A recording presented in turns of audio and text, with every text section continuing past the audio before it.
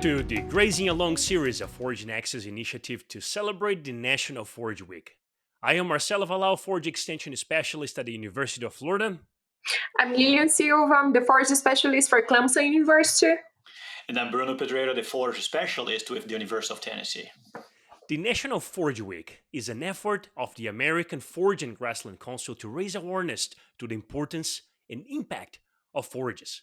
And to help us celebrate this important ecosystem, we brought together a distinguished group of colleagues to share different perspectives on the big picture of forage production systems, and to discuss how those forages and grazing will be integral part of the future of sustainable agriculture. Bruno, introduce our guest. Great, let's do this. We are very happy to be here today with Dr. Peter Ballerstedt, right? Peter he pursued his bachelor's and master degree from the University of Florida, PhD at the University of Kentucky, and he was also a forage specialist with Oregon State University for a few years before joining Berenberg, where he was the forage product manager and the forage ambassador. Right.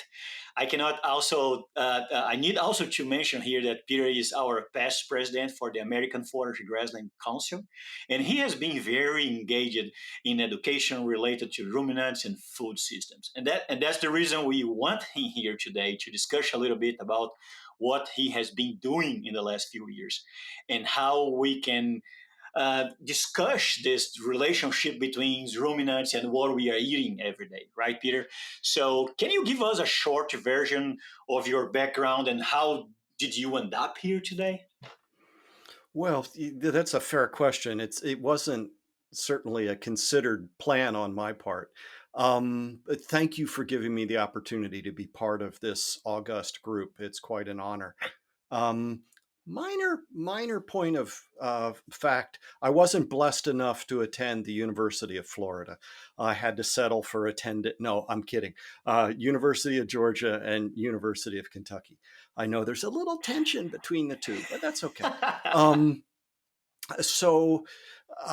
I grew up in suburban Philadelphia and discovered fairly early that I preferred life in the country, but I had no idea what that involved. And then there was a long process of being introduced to agriculture, and I settled into forage agriculture for a number of reasons, but you can summarize those by saying if forage agriculture is not sustainable, then we don't have sustainable agriculture.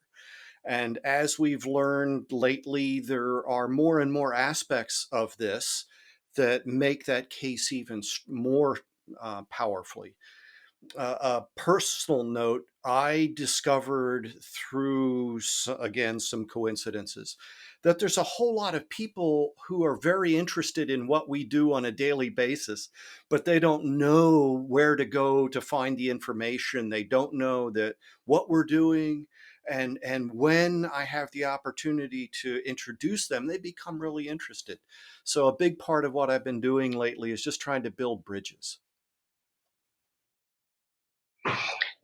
And Peter, you have been you're an ambassador for Forage, but also I would, and I don't know if you agree with this term or not, but I would say that you're a spokesperson for forages and just like general livestock production systems. So you were talking about the sustainable production, and that's going to entail some practices and management of forage systems. So how do you see what is the role that you see just sustainable production practices on reducing negative environmental impacts currently in the world? We're aware of the essential role that forages play in conservation efforts. There's nothing better at protecting soil than having a perennial grass cover on erodible slopes. We learned that back in the 30s. As we come forward, we're learning more and more about the value of integrating forages, under different titles, but forages into cropping systems. So sometimes they're called cover crops, sometimes we call them short rotation pastures. And then we're learning even more that having a grazing animal in these systems actually produces some additional benefit. And that's just a brief introduction. We could also look at, we know that the majority of agricultural land is not suitable for the production of cultivated crops. And globally, we have these pressing issues of soil degradation that are going to be issues, are now and will be to mid-century. We understand that the majority of, well, not the majority, a large percentage of humanity doesn't have the quality diet that they require for proper development and function. And so we have health issues that are manifest because of malnutrition. Ruminant animals, which means forage agriculture, are essential for improving the increasing humanity's food supply and improving the food quality, the nutritional quality of that food supply. And then we could look at things like upcycling, where we're producing crops. Those crops, the majority of the biomass that we produce in that crop is not human edible. So we feed it through a ruminant animal and we get value out of that otherwise unutilizable resource. So in all of those ways, and we haven't even spoken yet about the input of nitrogen via biological nitrogen fixation through these sort of integrated cropping systems. And all of these are critical points, but putting them all together into a coherent message can be a bit of a challenge.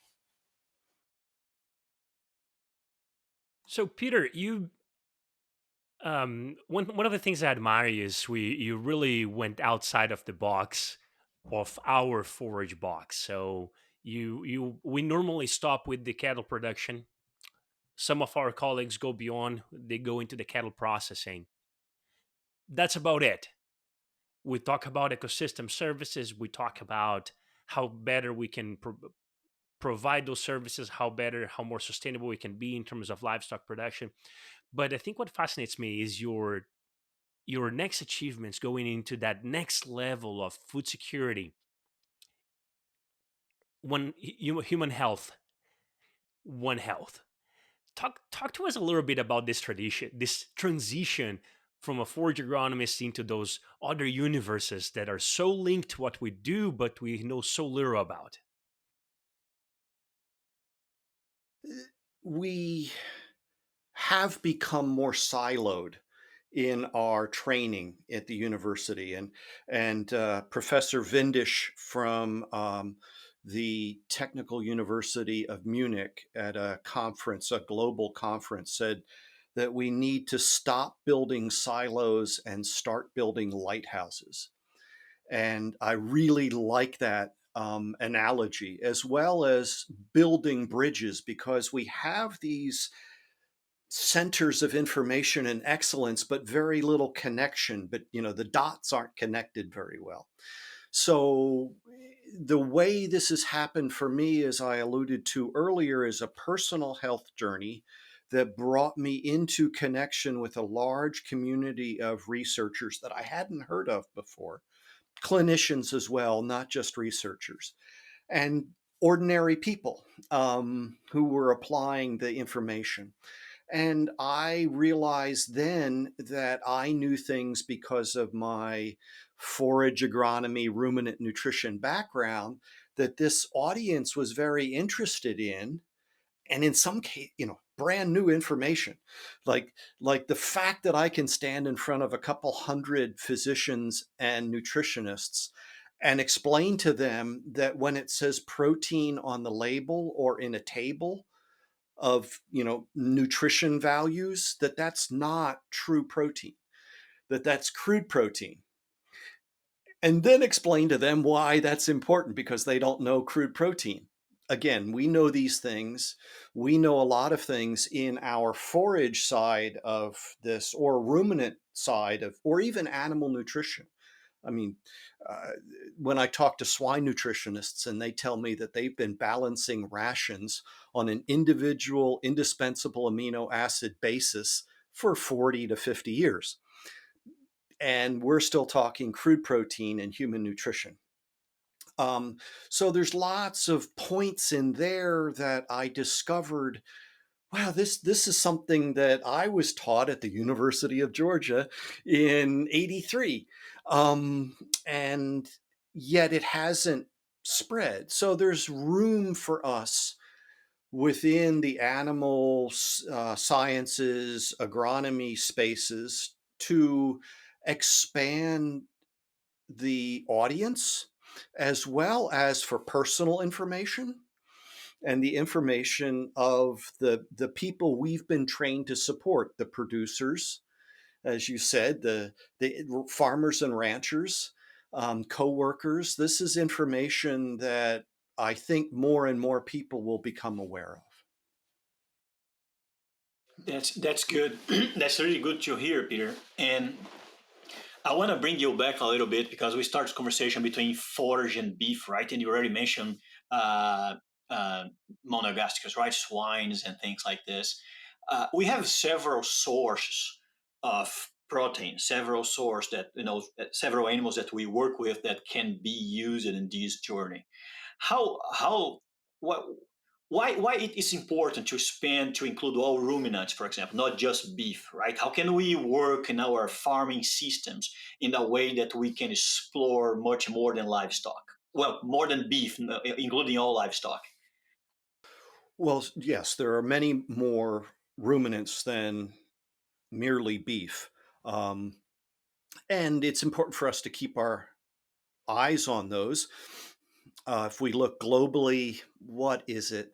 Over half of the world's cattle are in Africa and Asia, and 3/4 of the world's sheep are in Africa or Asia and Asia. 98% of the goats are in Africa. So this is a global issue. And again, for us to reach the goals that many people talk about, this is an opportunity for people to work and make these kinds of changes globally.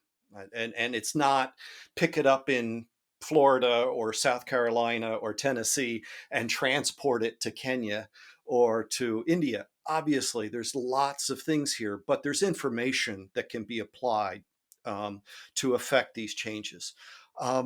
Basically, we're talking about animals in which there is no feed food competition between humans and livestock. This is not to denigrate monogastric animal systems. I think there's still argument there that it's a significant up cycling that takes place in swine or poultry. And certainly there's some economic implications. But the value of ruminants is the vast majority of the feed that they consume is not human edible biomass. And then we can think about other things. Because we're able to use grasslands, we don't need to plow to produce crops. So there's some ecosystem services, there's some biodiversity issues that we can apply to forage-based systems of ruminant animal production. There was just last fall, I think, a paper that said if we could shift um, a relatively minor amount of animal source food consumption from monogastrics to ruminants, we'd see a significant decrease in emissions as well as an increase in human edible food supply. Now, getting that to the people that need it, is that the best food for them to be eating? Those are questions that we could discuss, but this gets to this interrelationship and complexity of the system that we're talking about whenever we're talking about food systems. But I think it's fair to say that we have no sustainable food system without livestock agriculture in general, and particularly ruminant animals as part of that system, whatever those ruminant animals are. We on the introduction we mentioned your experience as an educator, and you have been a really good communicator as well.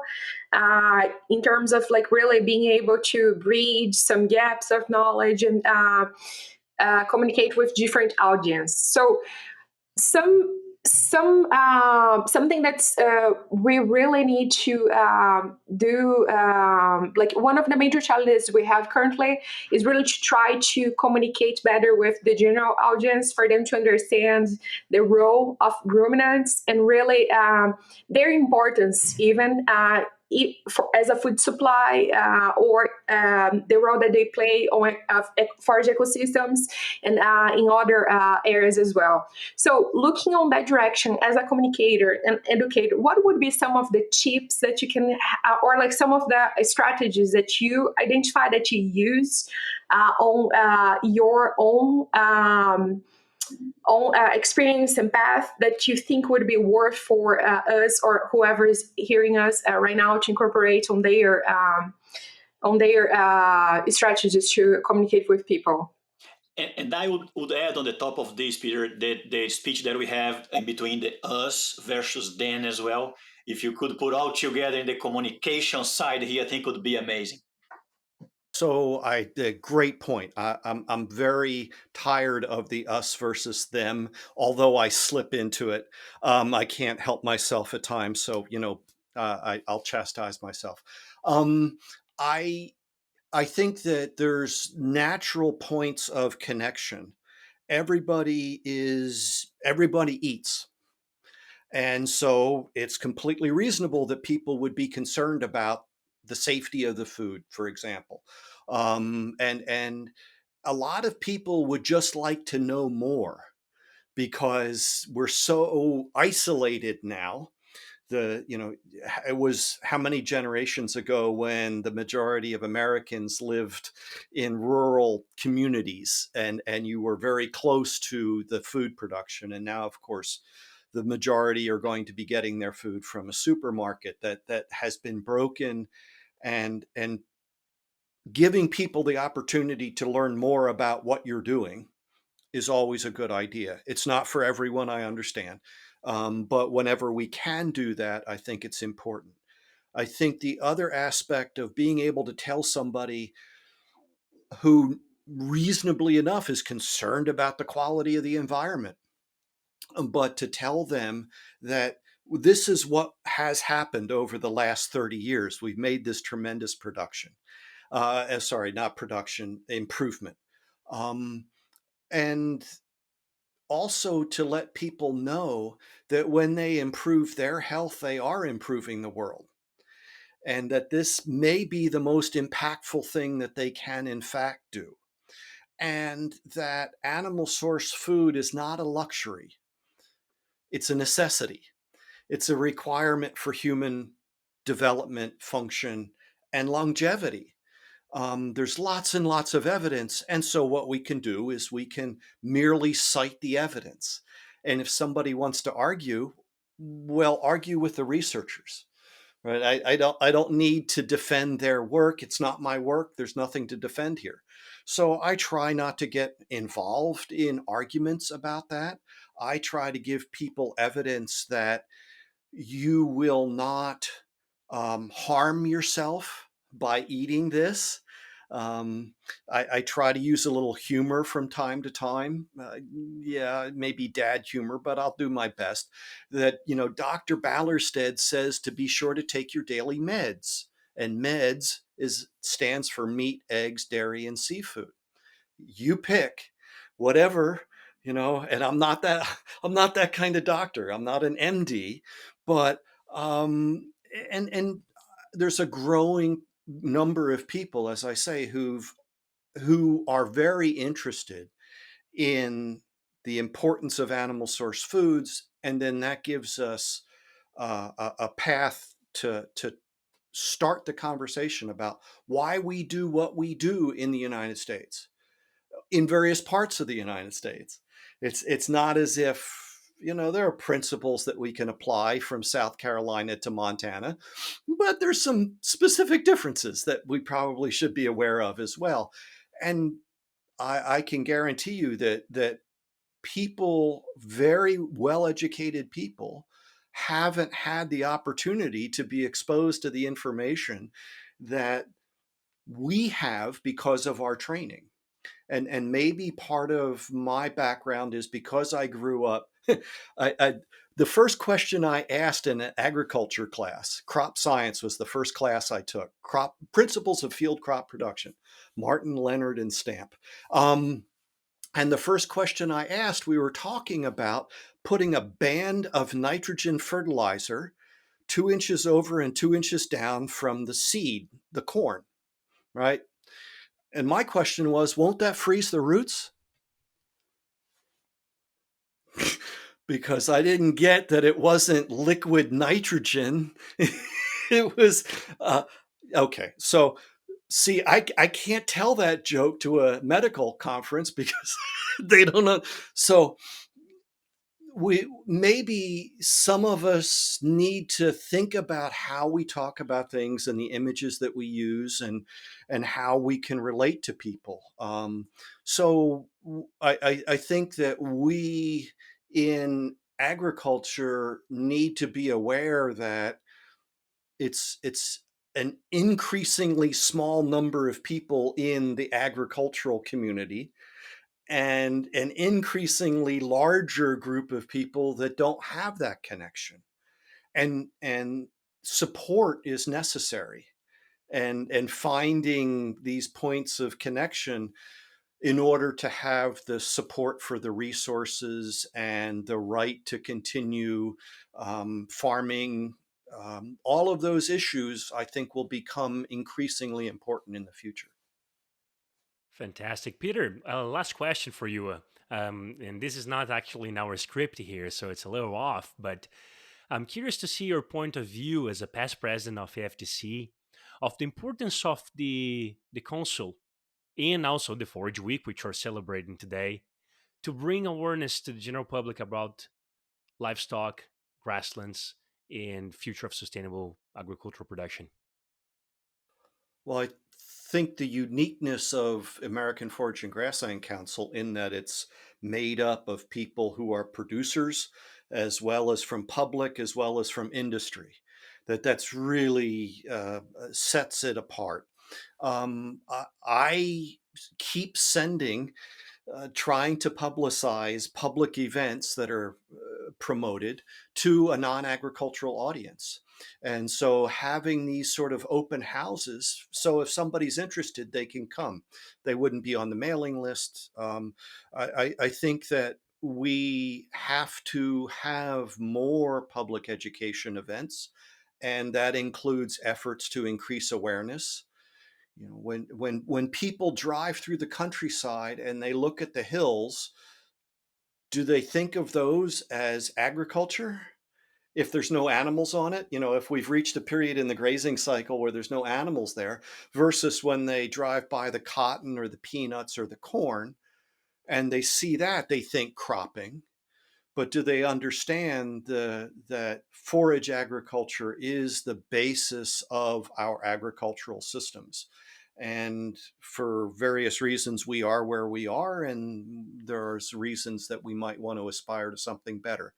I think AFGC has a history of some of the people that trained me who also trained you. And so this represents a continuum of this tradition that reaches back 80 some odd years now, which a lot of people are coming to understand how forages are important and how grazing animals are important, but they think this is new. And so we say, yes, yes, it's wonderful. Please learn more. And here's 80 years worth of researchers and farmers who've been doing this. And so let's learn more about this. Let's see what we can do in the future. And I think the American Forage and Grassland Council will be a leader in that going forward. Fantastic. Peter, we greatly appreciate you being with us today.